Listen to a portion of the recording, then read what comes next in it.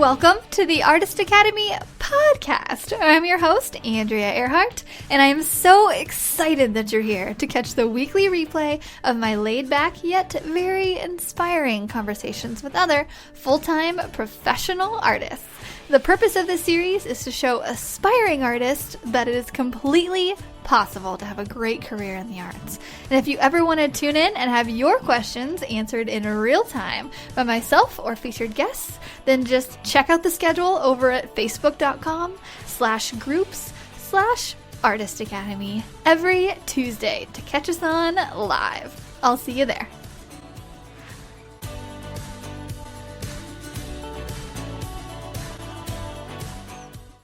This episode is sponsored by the Artist Academy Advanced Membership, a program for artists who want to up-level their art game by taking it from a hobby or a side hustle to a full-time six-figure art business. With weekly trainings that include step-by-step proven art business techniques, plus painting tutorials from yours truly and other guest artists who are masters in their field, you will be well equipped to learn and grow into the highly skilled and highly profitable artist you know you're meant to be. I've figured out what it takes to build my own six-figure art business, and now my heart is set on teaching aspiring artists like you to do the same. It's not hard, but it does require your time and dedication. So, if you're up for the challenge, go to advancedmember.com. That's advancedmember.com to learn more. This week's episode features Austin, Texas-based artist Pratiksha of PMuirArt. Pratiksha has an interesting segue into the art world because her previous job required her to sell to the point of actually getting used to hearing the word no. And that's what sales is, right? Giving your pitch to whoever might need your product, and in our case, our art products, and letting them decide if it's a fit. And sometimes it is, and sometimes it's not. So we talk about taking your emotions out of the sales process and realizing that the customer isn't saying no to you specifically, the person that you are. They just might not need what you're offering, or they might not see the value in it, and that's okay. I think so many of us wrap our identities into our work, which makes it kind of hard to hear any kind of feedback, and especially rejection. Dun dun dun, rejection. And all of that can ultimately keep us from continuing to put ourselves out there and sell. And I just want to say that you have an amazing product that is perfect for a specific person. Maybe not everyone, but it's perfect for a very particular specific person. But if you don't kiss a bunch of frogs in order to get to that perfect person, then it might not happen. And I think Pratiksha gives so much good advice for getting out of your own head and into a business mindset, which can ultimately set you up to make many major sales now and down the road. So let me know what you think about this week's episode with Pratiksha. Well, if you could just kind of give a little bit of a short introduction of anybody who might not know you so we can get to know who you are. Totally. So my name is Pratiksha, and I live in Austin. I have been doing art full-time since July now, so about 10 months. Before that, I was in sales for like 5 years, so it was a really drastic and big jump, but it's been really fun so far. I focus on pop art, so a lot of portrait work, and then also abstract art. And didn't think to take it seriously at first. Like, I don't have any education or formal background in art. I learned it as a hobby, so self-taught, and started to take it more seriously when people would reach out to me. So what was the tipping point that took you from being hobby to professional artist, you say? Yeah, that's a good question. I would say it was like a truly deep dissatisfaction with my job. Okay. I did sales for 5 years, and there was a lot of it that I really loved. I was with one company for 4 years, and it was really great. But I remember getting to a point where I was like, okay, I know what the next 1 to 3 years would look like here. So maybe I'll try a different sales gig and get reinvigorated. So I joined another sales company, and we were building an office from 0 to 30 people, and we were able to do that. But at the end of it, I was like, when I should have been the happiest, I remember being like, oh, wow, like, this is kind of it. Like, it's a different job, yes, but it's kind of all the same shit. And if I want to make a change, then it should probably be now. And yeah, that's when I took the leap. Oh my gosh, it's amazing though that you were in sales, just because I think that gives you such a leg up in the art world. Like a lot of artists come in and they're so like antisocial and like not wanting to talk to people very much. And so I can just tell by like immediately meeting you, you're just like, hi, I'm here. Like, and I love it. No, yeah, like there are definitely parts of it where I was like, oh, like thank God I have this experience, like getting used to rejection. That's something that I think most artists have to get used to, and what I deal with all the time. But being in sales, you're normally rejected 98% of the time anyway. So yeah, I see a lot of that like creeping in a little bit, but yeah.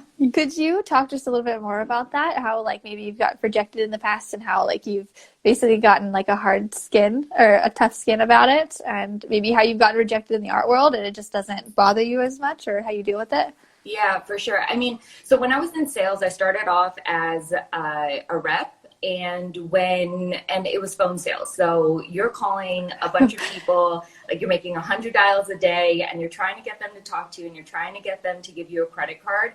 And it gets to the point where if you're uncomfortable, like that's okay. You could take your own like steps to ease into it. But at some point or another, like your manager is going to come up to you and be like, hey, like, if you don't start closing things, like you're not going to have your job. And that's where you kind of have to take your emotions out of it and be like, hey, this isn't like a personal feat. This is like, this is happening with your business or whatever sales you're doing. Like, this is what's happening. This is what we could provide.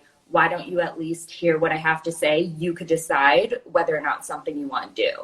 And when I started looking at sales a little less personally and a little bit more professionally, that helped me out. So when I talk to a business out here or a client here, it's not like, oh, like this is a personal like goal that I have to get your money or to like get my art into your place. It's just like, hey, this is what I have to offer. If that matches what you guys are looking for right now, then that's awesome. And if not, then I could send you to another artist. Like I'll recommend you, Andrea, and just be like, she's incredible. And she does more like animal work. That's mural stuff. Yeah. It's just like, hey, like, why don't you reach out to her instead? So having an open mind of you, like not everything needs to mean so much, and you don't need to like get everyone's business. Just do the best you can and be honest with what you have. Yeah, that's so true. It's just taking the emotion out of it. And you know, as females, I think we tend to be more emotional, and not to like generalize everyone, but we do. And, you know, anytime you get rejected, you kind of take it as like a personal hit. And just recently in the past couple of years, I've realized that or I've read it in a book or something, and it was like, you are not your art. Like you are not, like your self-worth is not tied up into whatever you're painting, you know? And so I think just knowing that, and like if someone doesn't like that, that's not you. Like you are not your art. Like you are your own person. You're nice and all these other things. But like with the paint and you are two separate things. And so if you can just like separate those in your mind and really deal with that as like a business exchange, it's just so much easier to like recommend people or, you know, not do a painting or whatever. It's like healthier too, almost. Yeah.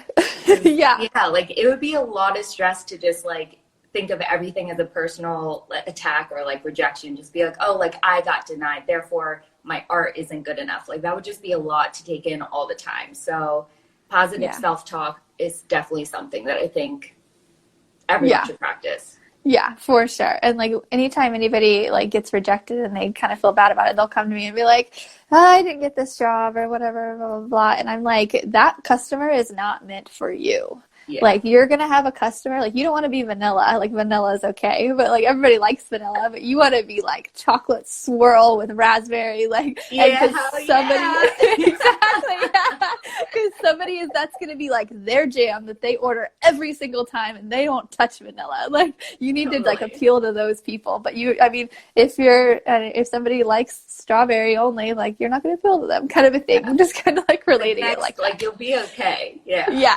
exactly. You'll be okay. There are billions of people in the world, so it's fine. It's just finding your customer. Okay, awesome. Well, I love having this discussion with someone who is so experienced with sales. So my next question, what is your typical workday? How many hours do you spend painting? Yeah, so this may be a frustrating answer, but like it always changes. It's like it's always going to be different. I make a to-do list, and depending on what I'm doing at the time, if I'm making a bunch of commission pieces or if I'm working for like if I'm looking to try to close a client who wants a few murals like in their spot, I'll be designing a lot. Or I don't know, if I'm working on my own personal series, like I'm just going to be painting away. So when I do get into painting, I paint for at least 5 hours at a time. Yeah. But there are like, I mean, when I was painting the Serpent series, so the girl behind me, when I was painting them, I was painting like every single day, almost all day for a month.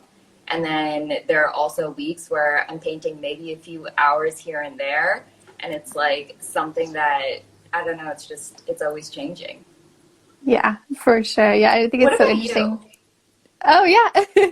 So I'm kind of the same, well, recently, like basically in 2020, I've set up a system to where I do office work Monday and Tuesday. And I really weirdly enjoy the office work, which is like making proposals and like sketches and then like doing stuff to my website. And then I'll leave Wednesday, Thursday, Friday, and it's usually Saturday to paint. And then Sunday is kind of a try to rest day. So that's like my like thing. But yeah, I don't like to paint longer than 7 hours in a day. Yeah. I just think the quality gets less and it's just forced, and I don't want to, because basically I painted for Bass Pro Shops for a long time, and we did a minimum of 10 hours a day, 6 to 7 days a week, and I'm like, I just don't want to do that anymore. It was nuts. But it was good training. Like, it was really good practice. Yeah. But yeah. So I think it's so interesting to hear all these different artists, and like every time I ask someone, nobody has a straight answer too. So it's not frustrating at all. It's just how it is. Yeah. And it's like when you become an artist too, it's not all just painting either, right? Like you start to realize how complex so many things are, whether it's social media, whether it's marketing, whether it's client relationships, whether it's trying to get new business, whether it's trying to like design, or whether it's trying to gain more skills. You start to realize like, oh my God, like this all takes so much time. So the cool part about being a full-time artist is you get to decide when you want to do those things. Like if you want to try to do a little bit of it every single day, or if you want to like bulk your days together, be like, these are the days I paint, these are the days I do admin work. Yeah, for sure. I love the whole freedom aspect of it. I couldn't go back to a normal job of somebody telling me when I could take lunch. Yeah, exactly. Yeah, I made the decision. I was like, there's no going back. Like, yeah, for sure. I remember there was like a slow period when I transitioned from like working for Bass Pro to like getting clients on my own a lot. And I was just like, I'm not going to do any other job. I'm going to figure it out. Yeah. Yeah, this is the best job in the world. Mm-hmm. So could you talk us through your painting process? Are there any methods or techniques you picked up? So I would say that Photoshop was a big game changer for me, and it really helped me start to learn like different proportion sizes, or like different color palettes that I enjoy, different techniques that I could bring to my paintings without needing to use all my products or all my time or all my like resources and canvases trying to actually paint it first. So designing it and then being able to bring it to a canvas for me was a really big, like, it was pretty monumental being able to like make pieces like the one behind me. Because if I try to just go off of a whim, then like I could have something pictured in my mind, but I don't exactly know how to bring it to the canvas, or it'll just take me so much longer to get there. Okay, yeah. So yeah, I would say like that would be the biggest thing that I I learned like the biggest thing that was important for me to be able to use my time more effectively. And it ended up working out to like get me more jobs as well, which I didn't realize would be the case at first. Like I did a mural for a bar restaurant on 6th Street in Austin.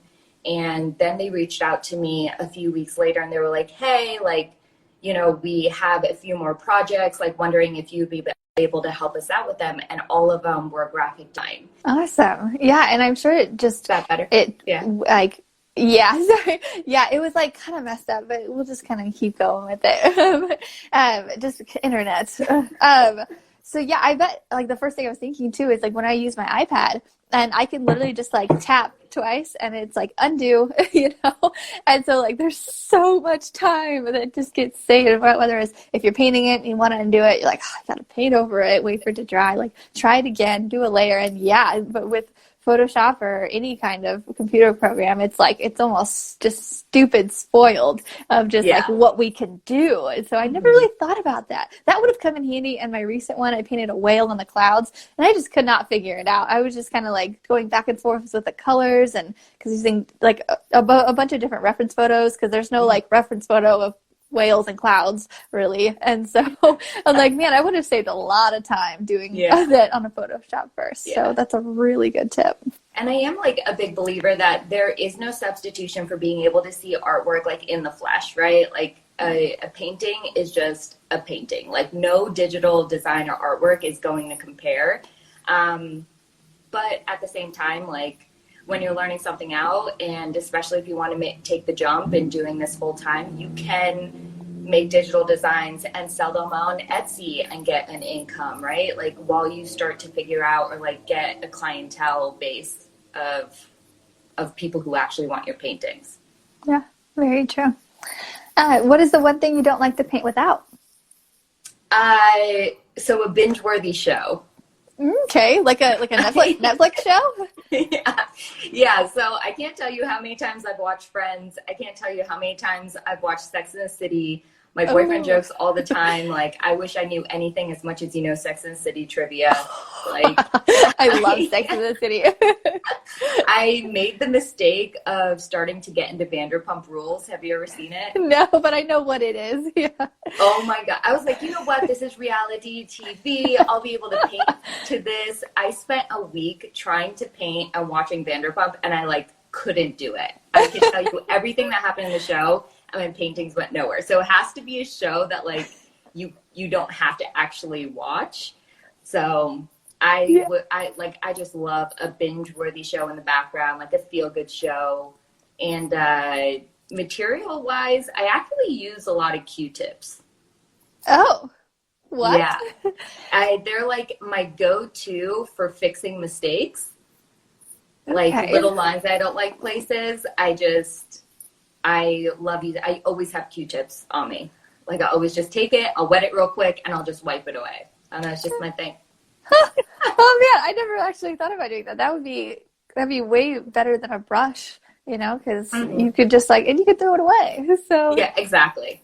I mean, most people use them for the unintended purpose of putting them in their ears anyway. They're not even meant for that. Yeah, I know. I mean, I don't know what happened, but I think I was like painting something that had like little crevices and stuff. I was like, oh, like this is difficult. I kept messing it up when I was first like trying to paint it, and so I grabbed a Q-tip and then it just kind of stuck. Yeah, you I found. And I was just like a security blanket. Like I just need them with me. Yeah, that's amazing. I love that. I love that when I interview artists too, like there's like things like this that I've never heard before, but it's like, that makes so much sense. You're like, that's weird, but cool. But it works. Like whatever works. It's so funny because there's no rule book for artists to do, you know, a set thing. There's no like exact brush we have to use. Everybody has their own preferences. Mm-hmm. Mm-hmm. So are there any art lessons you've learned the hard way? Yeah, I think I'm kind of learning like art lessons all the time. I feel like I'm constantly getting like punched left and right of like, oh, like don't do things this way, or make sure you're doing this, or make sure you're doing that. But it really comes down to like balancing of time. Because I'll find myself being like, okay, cool. Like I need to I need to organize the posts that I want to put on Instagram and Facebook, or like listings that I want to put on my website. And I'll block out a half hour or 45 minutes. And then 3 hours later, I'm like, oh no, like I need to change this on my website. I need to do this. Like these captions are taking longer than expected. And I think like going back to taking control of my morning was really big. Like waking up in the morning, I'll have like my big teacup, and like I'll like while I'm drinking my tea, eating my breakfast, I'll actually write down things that I did the day before that I was really proud of. And then I'll write down projects that I need to complete, and then things that I could do today to help me get closer to achieving them.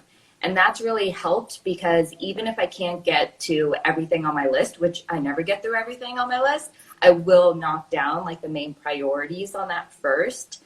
And that way it's not like all in complete disarray, but I have like tangible things that I know are getting me closer to my goals.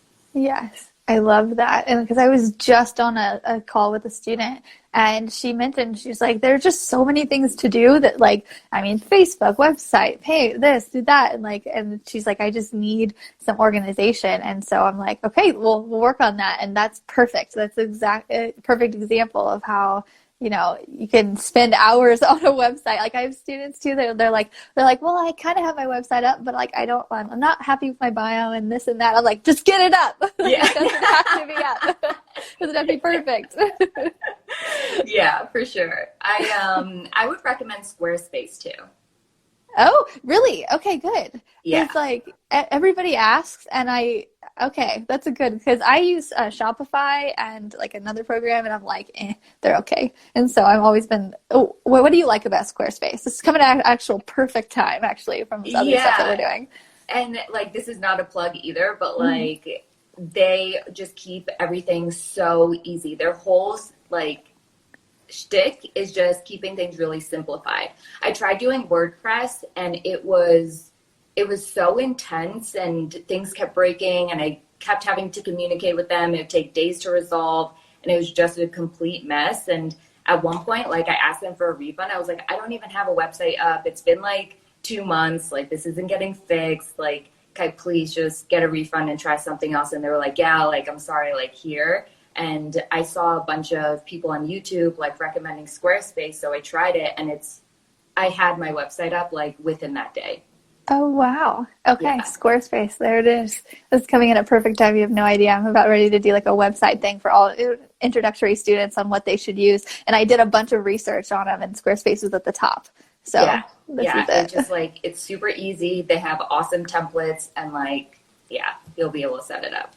Perfect. Thank you so much for those tips. Do you have a favorite past project? Yeah, I would say it was the Serpent series. So Viper Behind Me was the first painting I did on a large canvas. And I remember it was a pretty monumental moment for me, that I was like, holy shit, like I started taking myself a little bit more seriously.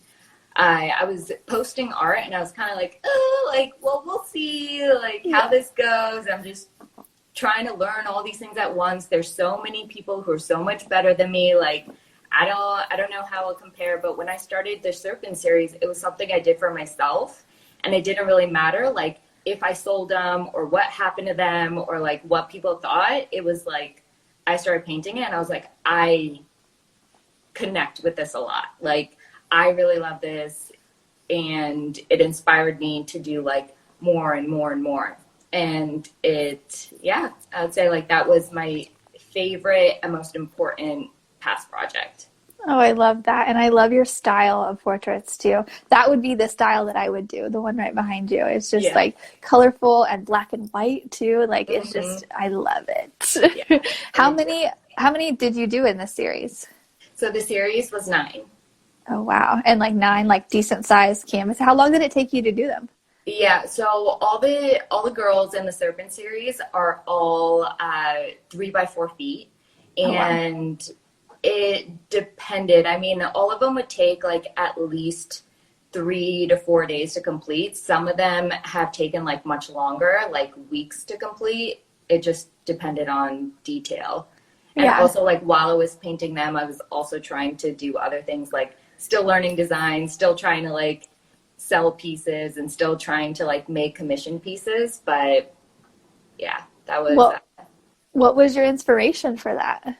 Yeah, I would say, like, so when I picked up art as a hobby initially, it was one thing, but when I started to make, like, when I decided I wanted to like make a business out of it, like, I truly believe that you need a little bit more of a deeper connection to what you're doing. Otherwise, you're just doing it for money, and I would have never left my job in the first place. So when I used to spend a lot of times in hospitals, and the walls are like so white and so sterile. And so I want to bring more vibrancy and color to those types of spaces. And so when I painted Viper, I was like, wow, like, I think I could actually do that.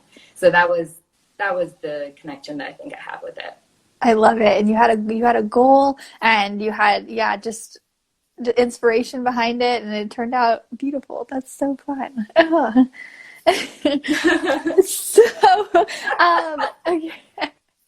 So, where do you get the majority of your sales? Like, I think that's the number one question everybody asks. They're like, okay, so like, how do I become an artist? Like, where are these people coming out of the blue to commission people? Yeah. So I have an answer for this one. It is mostly social media, which probably isn't surprising, because I think that's how a lot of artists in our day and age are able to sell their work. Instagram has been great. Ironically enough, like, I didn't think Facebook would be able to do the same, but I recently started getting on Facebook, and that's been pretty good too. But mixed with social media, like, I don't think it's just posting pictures. I don't think it's just like putting it out there. Like, yes, that's a first step, and that's a great place to start, but being mindful about it too. Like, you need to have good lighting. You should, like, if you need to, you could download apps or edit pictures to make your whites whiter. Like, I have like a Colgate commercial, but it's really true. And so when you look at an Instagram page like yourself, or when you look at people like Kim Rose or Casey Lang, who was on your podcast a few weeks ago, like, when you look at your guys' profile or your feed, like, it looks like a catalog. Yeah. Right. And so when I started taking more measures with my Instagram, and like putting more care into the pictures that I was posting, that is actually when I started getting hit up a lot more about like art. Yeah, it's so true. Like, anytime anybody posts something and it has bad lighting or something, I'm like, and I'm like, just like whiten your whites just a little bit. And really, truthfully, like, whenever I invite artists to come on the podcast, like you, the first thing I do is go to their Instagram profile, and I'm looking at the thing in the whole, and just seeing like who they are as a person from that like 9 photos that I see first, and like, however, if they're all cohesive, if they all look, just good together and individually. Like, I am one to judge. I'm such a judger on like somebody's Instagram feed, and it has a big thing into where if I invite someone on the podcast or I don't, and because it just kind of like, it almost looks like you have your shit together or you don't. Yeah. That's a really good point. It's it's not enough to just be an artist. I truly believe that the best artists have a really strong brand behind it. Yeah, definitely. So if someone does look at your page, they should know what they should expect to get. And if you could keep it consistent, or if you could keep a theme, like, I think it's only going to work out in your favor. For sure. So do you have any tips for keeping it consistent? Because I know as artists, and myself too, like, especially if you do it all these different colors, we're all over the place. Like, do you have any good tips for how to keep it cohesive and consistent? Yeah. So something that really helped me is using the same filters on every single picture that you post. I don't use a specific like filter. I'll edit like each thing, like the contrast, exposure, whatever, but I'll do it the same for each picture. Okay. Yeah. So like up the contrast, up the highlights, and then just like making like sure there's like black and white in yours, or is it just kind of like up for color? Yeah, so something that I've been trying to focus on more is like having a dark post and then having a light post to make some sort of like checkerboard effect eventually. Yeah. which I think will be cool. But whatever picture I am putting on there, like I'll still put exposure. These numbers aren't right, but like I'll still put exposure to like 17 and contrast at 26. And that way, like whether it's light or dark, like the whites kind of look like they look similar, the blacks look similar, the colors look similar. Yeah, that's a great tip. And even just like, even when I'm doing mine and myself, like I'll look at and I'll see like one photo can be a bit cooler, like the whites are a bit bluer. And sometimes it just depends on where you're taking it. Like the whites are warmer and that just looks so opposite. And it's just such a weird transition that you can do, like with the saturation on there, just taking it from warm to cool. And that way or neutral to make sure they're all like kind of the same. Yeah. There's another artist who does it really well too. Her name is Casey Paintings. Oh yeah. And she does, like, when you look at her feed, it's just like all bright whites, all like bright teals or bright blues, and the teals and blues always look the same in every picture. So she's great. Yeah. And she's always like looks super freaking cute in all of them. I'm like, girl, do you look cute every day when you paint? Yes. Yeah, she's awesome. I love it. Okay, so is there, or what future art plans and goals do you have? What's coming up? What's in the works? What are you working on right now? Yeah, so right now I'm working on the highlighter series. So that's a lot of portrait work with a lot of neon colors, accenting those pieces, which is fun. And then after that, I'm actually going to be working on a urban decay series. So moving a little bit away from portraits and going into abstracts. Ooh, that'll be fun. What inspired that? Just seeing a bunch of different ones and saying you want to try it out. Have you tried it out already or what's going on? Yeah, so we started trying it out already. I think not the post I had today, but the one before that, it was like I started getting into it. But it's more like I'm still working it out exactly what it's going to look like. So right now I have canvases all over my studio floor. Like all of them have just like random splatters of paint all over them. So we'll still see like how I fine tune it. But ultimately, like a lot of the artwork that I've been making is portrait work. It has a lot of attitude behind it. There's a lot of like black and whites with hints of color. But I wanted to do something a little bit different that was more muted and could bring a space, a different type of vibrancy without being so loud and without being like so aggressive. Yeah, for sure. Do you follow Sophie T art? Her abstracts are really loud, really bright, but she's cool. She just has such a personality. I think you'd like her Sophie T art. To check her out. Yeah, for sure. Okay, so last question. Is there any advice you'd give artists who want to make art their full-time career but just don't know where to start? I would say starting out with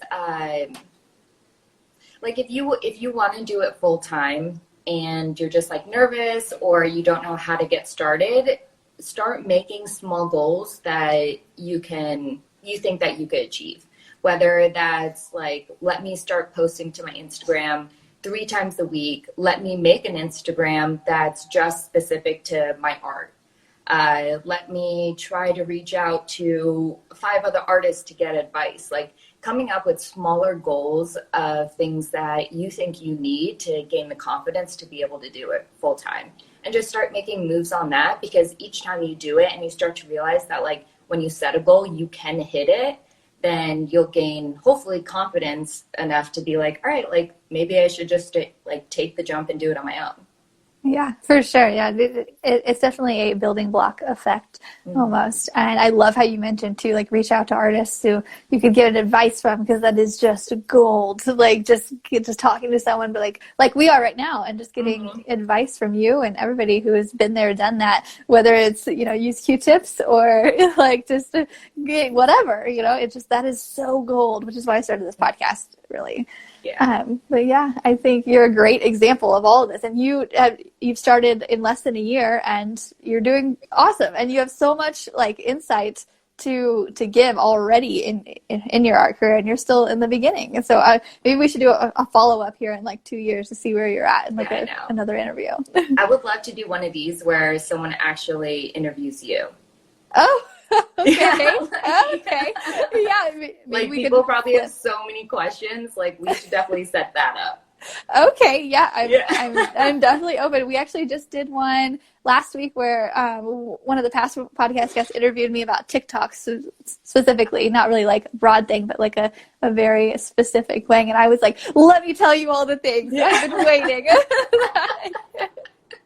But yeah. All right. Well, it was so nice to meet you. You're so outgoing, and you come across even on the screen like that. I can just tell you're just like, let me sell you in the most genuine way. And so if I am ever, you're in Austin, Texas, you said? Yeah. We're actually down there all the time. My husband went to school at UT. No so way. we go there and visit all the time. So the next time I'm down there, I'm definitely going to reach out and see if you want to hang out. Definitely grab a drink or something. Yes, for sure. Okay, awesome. That'd be a blast. All right. Well, thank you so much again, and we'll keep in touch. And the podcast episode will come out 1 week from today, and I'll email you and let you know. Okay. Appreciate it. Thanks so much for your time, Andrea. No problem. See ya. Okay, bye. This episode is sponsored by the Artist Academy Advanced Membership, a program for artists who want to up-level their art game by taking it from a hobby or a side hustle to a full-time six-figure art business. With weekly trainings that include step-by-step proven art business techniques, plus painting tutorials from yours truly and other guest artists who are masters in their field, you will be well equipped to learn and grow into the highly skilled and highly profitable artist you know you're meant to be. I've figured out what it takes to build my own six-figure art business, and now my heart is set on teaching aspiring artists like you to do the same. It's not hard, but it does require your time and dedication. So, if you're up for the challenge, go to advancedmember.com. That's advancedmember.com to learn more. If you've enjoyed this episode, don't forget to subscribe to the podcast and leave a review. If you review our podcast and send a screenshot of that review to me on Instagram, I am at Art by Andrea Earhart. I will then promote your art on my story and tag you as a little thank you for helping me grow this podcast and our Artist Academy community. I have a reach of over 50,000 on Instagram, so this is a little help me to help you incentive. Also, if you ever want your questions answered in real time by myself or featured guests, then just hop on over to facebook.com/groups/Artist Academy to check out the schedule every Tuesday to catch us on live. I'll see you next week.